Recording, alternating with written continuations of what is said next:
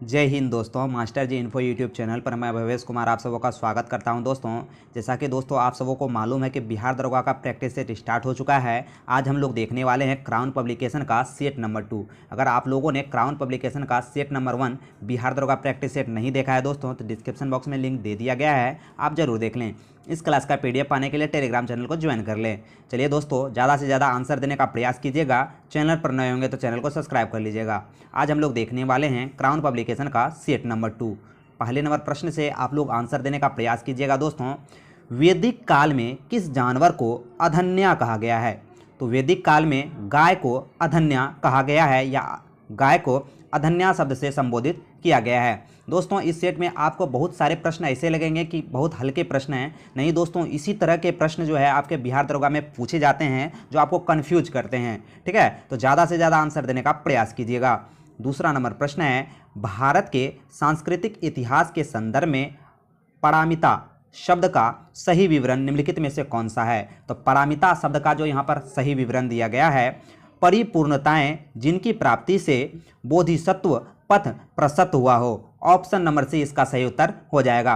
बौद्ध धर्म से यह संबंधित प्रश्न है दोस्तों, तो ज़्यादा से ज़्यादा इस वीडियो को शेयर कीजिएगा। ठीक है, टॉलमी फिलोडेल्फस जिसके साथ अशोक के राजनय संबंध थे, वह कहाँ का शासक था?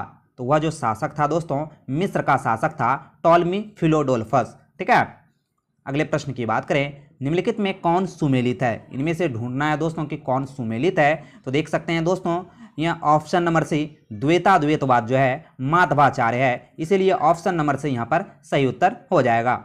अगले प्रश्न की बात करें, 16वीं शताब्दी में संपन्न महाभारत का फारसी अनुवाद कहलाता था। तो महाभारत का फारसी अनुवाद क्या कहलाता था? तरजमनामा, ऑप्शन नंबर बी। अगले प्रश्न की बात करें, किसकी समाधि के कारण नादेर गुरुद्वारा सिखों द्वारा पवित्र माना जाता है? तो किसकी समाधि है दोस्तों? तो यह गुरु गोविंद सिंह की समाधि है, ऑप्शन नंबर डी यहाँ पर सही उत्तर हो जाएगा। ब्रिटिश ईस्ट इंडिया कंपनी ने बंबई किससे लिया था? तो बंबई किससे लिया था? तो पुर्तगालियों से लिया था। ब्रिटिश इंडिया कंपनी ने पुर्तगालियों से बंबई लिया था। ठीक है, 8वां नंबर प्रश्न की बात करें, लोकमान्य बाल गंगाधर तिलक ने भारतीय स्वतंत्रता संग्राम की सेवा के उद्देश्य से कौन सा समाचार पत्र जारी किया था? तो बाल गंगाधर तिलक ने केसरी नामक समाचार पत्र स्टार्ट किया था। अगला प्रश्न है, जब रोलेक्ट एक्ट पारित हुआ था उस समय भारत का वायसराय कौन था? तो जब रोलेक्ट एक्ट पारित हुआ था दोस्तों, तभी भारत के वायसराय लॉर्ड चेम्सफोर्ड थे। अगले प्रश्न की बात करें, भारत छोड़ो आंदोलन कब प्रारंभ हुआ? भारत छोड़ो आंदोलन आपको डेट सहित याद रखना है दोस्तों। तो 15 अगस्त, सॉरी दोस्तों, इसका जो सही आंसर हो जाएगा 8 या 9 अगस्त 1942। अगर 8 अगस्त 9 अगस्त दोनों ऑप्शन में हो दोस्तों, तो आपको 8 अगस्त मारना है। यहाँ पर देख सकते हैं, यहाँ दिया गया है 9 अगस्त, तो 9 अगस्त 1942 को भारत छोड़ो आंदोलन स्टार्ट हुआ था। ठीक है, चलते हैं अगले प्रश्न की बात करते हैं। अगला प्रश्न है, भारतीय मानक समय एवं ग्रीनविच माध्य समय में अंतर कितने का है? तो भारतीय मानक समय और ग्रीनविच समय में जो अंतर है, भारत का मानक समय जो है दोस्तों, यह ग्रीनविच समय से 5.5 घंटा आगे है। अगले प्रश्न की बात करें, भारत की निम्नलिखित में से कौन सी पर्वत श्रेणी केवल एक ही राज्य में फैली है?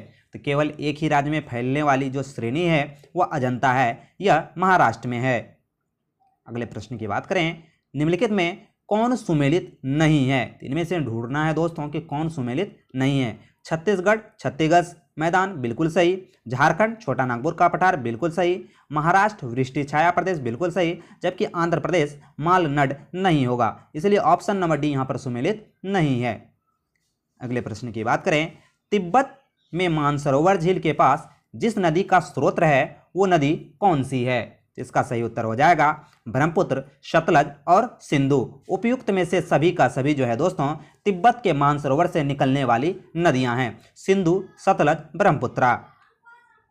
अगला प्रश्न है, भारतवर्ष में सर्वाधिक वर्षा वाला क्षेत्र कौन सा है? तो भारत में सर्वाधिक वर्षा वाला क्षेत्र पश्चिमी घाट, हिमालय क्षेत्र तथा मेघालय है। ऑप्शन नंबर ए यहाँ पर सही उत्तर हो जाएगा। अगला प्रश्न है, इंदिरा गांधी नहर का उद्गम स्थल कौन सा है? तो इंदिरा गांधी नहर का उद्गम स्थल हरिके बैराज है, ऑप्शन नंबर सी। अगले प्रश्न की बात करें, निम्न में एक भारत कृषि की विशेषता कौन सी नहीं है? इसका सही उत्तर होगा दोस्तों बड़े खेतों का प्रधानता। बड़े खेतों का प्रधानता भारत किसी की विशेषता नहीं है। अगले प्रश्न की बात करें दोस्तों, कौन सा मसाला भारत का काला सोना के रूप में जाना जाता है? तो भारत का काली मिर्च जो है दोस्तों काला सोना के नाम से जाना जाने वाला मसाला है। अगला प्रश्न है, जादूगोड़ा प्रसिद्ध है किस लिए? जादूगोड़ा प्रसिद्ध है यूरेनियम के भंडार के लिए। अगले प्रश्न की बात करें दोस्तों, भारत का प्रथम उर्वरक संयंत्र कहाँ लगा हुआ है? तो भारत का प्रथम उर्वरक संयंत्र सिंदड़ी में लगा हुआ है। ठीक है। अगले प्रश्न की बात करें, भारत के प्रथम परमाणु रिएक्टर का नाम क्या है? तो भारत के प्रथम परमाणु रिएक्टर का नाम अप्सरा है, जो कि ऑप्शन नंबर ए यहाँ पर सही उत्तर हो जाएगा। अगला प्रश्न है, निम्नलिखित में कौन सा देश भौगोलिक क्षेत्र की दृष्टि से सीमा रहित सबसे बड़ा देश है? तो सीमा रहित सबसे बड़ा देश ये जापान हो जाएगा, ऑप्शन नंबर सी। अगले नंबर प्रश्न की बात करें 23 नंबर प्रश्न, निम्नलिखित में से कौन सबसे अधिक ऊंचे स्थल पर बसा है? तो सबसे अधिक ऊंचे स्थल पर बसा जो है ल्हासा है, जो कि तिब्बत का हिस्सा है। अगले प्रश्न की बात करें दोस्तों 24 नंबर प्रश्न मिलान करने वाला है, एक तरफ नदी है और एक तरफ प्रभावित क्षेत्र है। ठीक है, तो इसे हम लोगों को मिलान करना है। तो लीना नदी की बात करें तो लीना नदी हो जाएगा आर्कटिक सागर। आमूर की बात करें दोस्तों तो आमूर हो जाएगा प्रशांत महासागर। टिग्रिस की बात करें तो टिग्रिस हो जाएगा क्या फारस की खाड़ी। वहीं माही की बात करें तो माही हो जाएगा अरब सागर। इस तरह से इसका मिलान यहाँ पर सही होने वाला है। अगले प्रश्न की बात करें दोस्तों, निम्नलिखित में से किस एक अधिनियम द्वारा भारत में संघ न्यायालय की स्थापना की गई थी? तो भारत परिषद अधिनियम 1861, 1909, 1919 इनमें से कोई नहीं, ऑप्शन नंबर डी इनमें से कोई नहीं हो जाएगा। आपको कमेंट बॉक्स में कमेंट करके बताना है इस प्रश्न का आंसर। अगले प्रश्न की बात करें 26 नंबर प्रश्न, निम्नलिखित में से हमारे राष्ट्र का उल्लेख किस या किन नाम या नामों से संबोधित किया जाता है? तो भारत और इंडिया, ऑप्शन नंबर ए यहाँ पर इसका सही उत्तर हो जाएगा। 26 का राइट आंसर हो जाएगा ऑप्शन नंबर ए, क्योंकि संविधान में भारत और इंडिया नाम का उल्लेख है। 27 नंबर प्रश्न है, भारत के चौथे राष्ट्रपति कौन थे? तो भारत के चौथे राष्ट्रपति वी गिरी थे, ऑप्शन नंबर ए। अगले प्रश्न की बात करें, लोकसभा का पहला आम चुनाव कब हुआ था? तो 1951 से 52 के बीच लोकसभा का पहला आम चुनाव हुआ था। अगले प्रश्न की बात करें, संसद की अस्थायी समिति के सदस्यों को लोकसभा एवं राज्यसभा के किस अनुपात में लिया जाता है? किस अनुपात में लिया जाता है? तो क्रमशः 2 और 1 के अनुपात में संसद में अस्थायी समितियों के सदस्यों को लोकसभा और राज्यसभा के अनुपात में लिया जाता है, 2 और 1 के अनुपात में। अगले प्रश्न की बात करें, किसी भारतीय राज्य का राज्यपाल से संबंधित निम्नलिखित कथनों पर कौन सा कथन सत्य नहीं है? इनमें से कौन सा कथन सत्य नहीं है दोस्तों? वह भारत के राष्ट्रपति द्वारा नियुक्त होते हैं, बिल्कुल सही। जो राज्यपाल होते हैं दोस्तों वह राष्ट्रपति द्वारा ही नियुक्त होते हैं। वह 1 से अधिक राज्यों के राज्यपाल भी हो सकते हैं, बिल्कुल सही दोस्तों। वह 5 वर्ष तक यह पद धारण करते रहते हैं, बिल्कुल सही है। यदि संबंधित राज्य की व्यवस्थापिका उसे पद से हटाए जाने का प्रस्ताव स्वीकार करती है तो वह पदावधि के पूर्व भी पदमुक्त हो जाएगा। ये बिल्कुल यहाँ पर गलत है दोस्तों। तो राज्यपाल के बारे में ऑप्शन नंबर डी यहाँ पर गलत है। अगले प्रश्न की बात करें, निम्नलिखित में कौन सा राज्य की आकस्मिक निधि की स्थापना के लिए उत्तरदायी है? तो इसका जो राइट आंसर होगा दोस्तों किसी राज्य का विधानमंडल, ऑप्शन नंबर ए। अगले प्रश्न की बात करें, राज्य वित्त आयोग क्या है? तो राज्य वित्त आयोग जो है दोस्तों यह एक संवैधानिक संस्था है, ऑप्शन नंबर सी। अगला प्रश्न है, भारतीय जनता पार्टी के गठन के पश्चात इसके प्रथम अध्यक्ष कौन थे? तो 33 का जो यहाँ पर राइट आंसर होगा दोस्तों यह हो जाएगा ए.वी. वाजपेयी, ए.वी. वाजपेयी। ग्राम सभा का अभिप्राय क्या है? तो ग्राम सभा का अभिप्राय यहाँ हो जाएगा ग्राम स्तर के पंचायत क्षेत्र का निर्वाचन नामावली में पंजीकरण लोग, ऑप्शन नंबर सी। अगला प्रश्न है, ऑपरेशन चेकमेट सुमेलित करना है दोस्तों, ठीक है। 35 में सुमेलित करना है। तो ऑपरेशन चेकमेट किससे संबंधित है? तो ऑपरेशन चेकमेट हो जाएगा श्रीलंका से संबंधित। ऑपरेशन कैक्टस संबंधित हो जाएगा मालदीव से। ऑपरेशन ब्लू स्टार जो संबंधित है दोस्तों, ऑपरेशन ब्लू स्टार पंजाब से। वहीं ऑपरेशन सिद्धार्थ बिहार से संबंधित है। तो इन सारे ऑपरेशनों को हम लोगों को याद रखना है, ठीक है। वीडियो को पॉज करके एक बार जरूर से देख ले।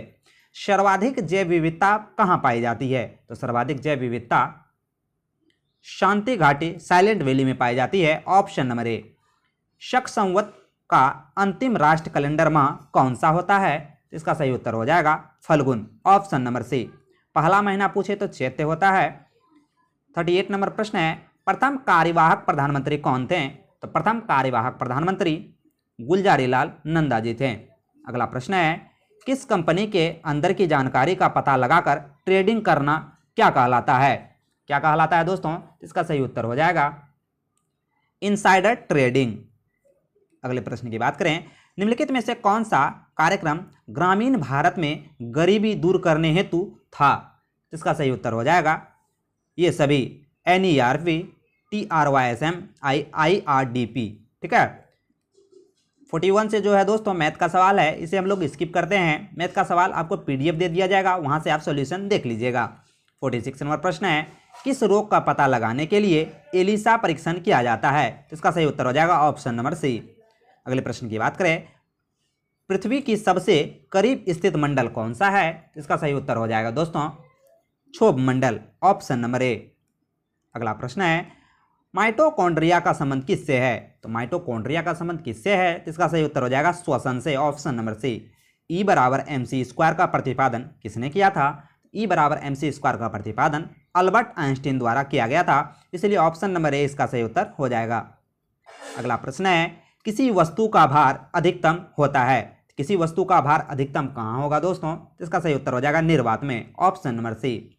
अगला प्रश्न है, आवेग को मापा जाता है, तो आवेग को मापने का जो उपकरण है दोस्तों इसे कहते हैं द्रव्यमान, ऑप्शन नंबर ए। अगला प्रश्न है, किस रंग का तरंग दैर्घ्य कम होता है? तो किस रंग का तरंग दैर्घ्य कम होता है दोस्तों? 52 का जो राइट आंसर होगा, बैगनी रंग का तरंग दैर्घ्य सबसे कम होता है, वहीं लाल रंग का तरंग दैर्घ्य सबसे अधिक होता है। ठीक है, इसलिए ऑप्शन नंबर ए इसका सही उत्तर हो जाएगा। अगला प्रश्न है, कवकों का अध्ययन क्या कहलाता है? तो कवकों का अध्ययन माइकोलॉजी कहलाता है, ऑप्शन नंबर ए। अगला प्रश्न है, हवा में ध्वनि का वेग कितना है? हवा में ध्वनि का वेग कितना है दोस्तों? तो इसका सही उत्तर हो जाएगा हवा में ध्वनि का वेग 332 मीटर पर सेकेंड है। अगला प्रश्न है, मस्तिष्क ज्वर जिस जीव के कारण होता है वह कौन सा है? 55 का यहाँ पर सही उत्तर होगा ऑप्शन नंबर बी, जीवाणु द्वारा मस्तिष्क ज्वर होता है। अगला प्रश्न है, सुख सेल क्या है? सुख सेल प्राथमिक सेल कहलाता है। अगला प्रश्न है, मनुष्य का सामान्य तापक्रम लगभग कितना होता है? तो 98.6 डिग्री फ़ारेनहाइट। अगला प्रश्न है, रडार का आविष्कार कौन किया था? तो रडार के आविष्कारक हो जाएंगे Albert Taylor. Albert Taylor radar के आविष्कारक हैं।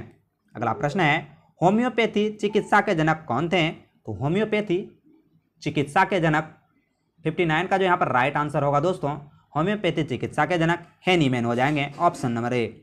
एड्स में डी का तात्पर्य क्या है? काफी चर्चित ये प्रश्न है दोस्तों, इसका सही उत्तर हो जाएगा डिफिशियंसी, ऑप्शन नंबर सी। अगला प्रश्न है, गुरुत्व के अधीन विरामावस्था से मुक्त रूप से गिरने वाली किसी कण के मामले में समय t विस्थापन d का विवरण इसमें से कौन सा सही दर्शाता है? तो ऑप्शन नंबर ये जो है दोस्तों यही सही दर्शाता है। अगले प्रश्न की बात करें, दिए गए कूट को सही मिलान करना है। 62 में दोस्तों सही मिलान करना है। ठीक है, तो सबसे पहले क्या है? तो सबसे पहले है वॉशिंग सोडा, तो वॉशिंग सोडा हो जाएगा सोडियम कार्बोनेट। बात करें दोस्तों कास्टिक सोडा, कास्टिक सोडा क्या हो जाएगा? Sodium hydroxide.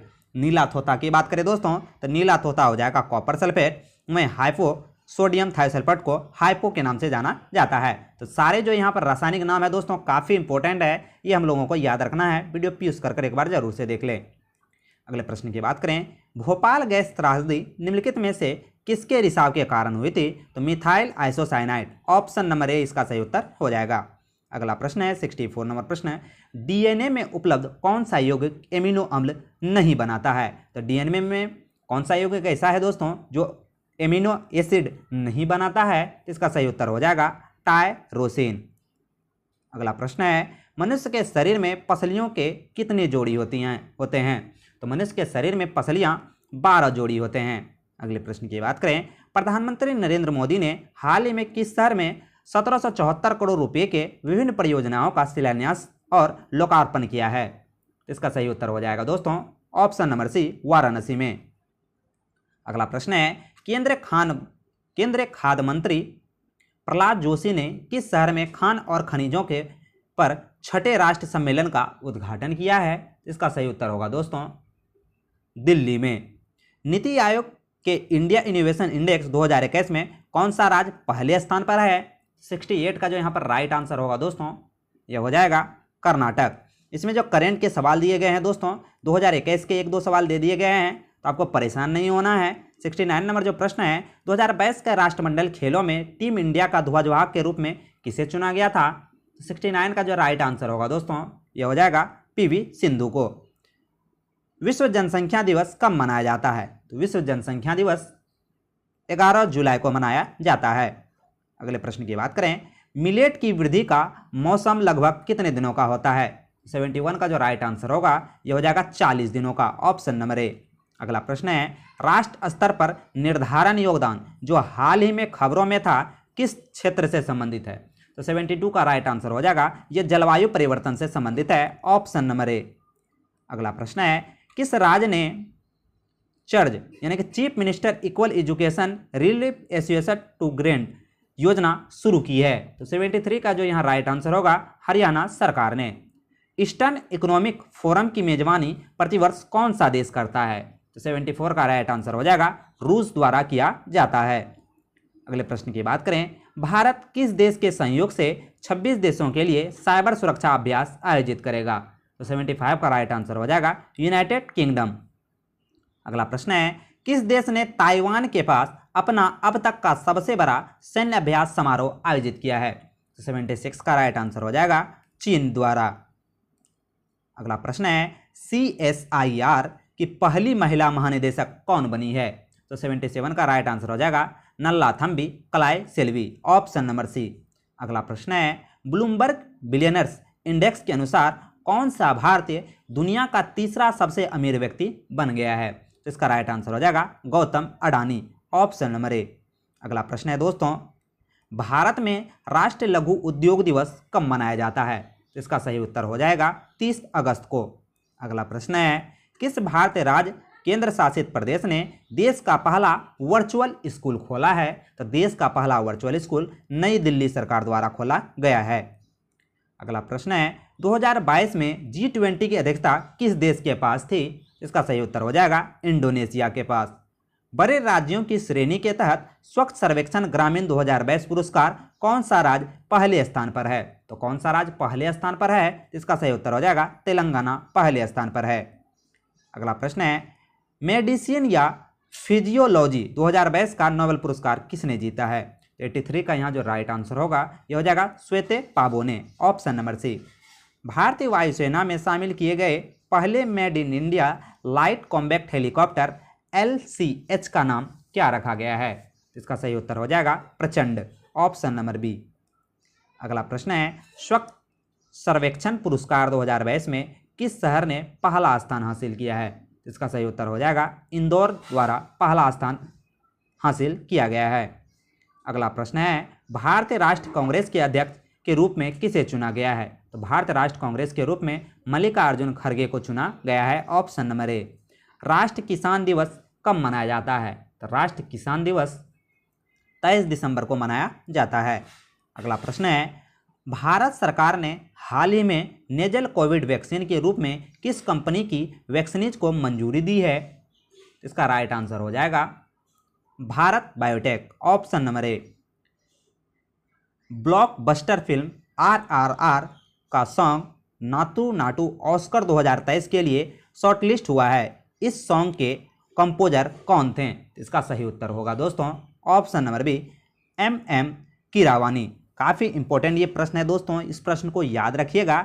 MM Keeravani RRR के सॉन्ग नाटू नाटू के ऑस्कर 2023 के विजेता हैं। अगले प्रश्न की बात करें, किसने हाल ही में भारत का पहला गैस प्राइस इंडेक्स किया है? इसका सही उत्तर हो जाएगा दोस्तों ऑप्शन नंबर डी, IGX ने। तो अभी हम लोगों ने बिहार दरोगा के लिए क्राउन पब्लिकेशन का सेट नंबर 2 देखा, इससे पहले सेट नंबर 1 करा दिया गया है दोस्तों। आशा करता हूँ कि आज का ये प्रैक्टिस सेट आपके लिए काफ़ी इंपॉर्टेंट साबित हुआ होगा। तो ज़्यादा से ज़्यादा इस वीडियो को शेयर कीजिएगा और चैनल पर नए होंगे तो चैनल को सब्सक्राइब कर लीजिएगा। इस क्लास का PDF पाने के लिए दोस्तों टेलीग्राम चैनल को अवश्य ज्वाइन कर लीजिएगा। मिलते हैं दोस्तों अगले वीडियो में। जय हिंद, जय भारत।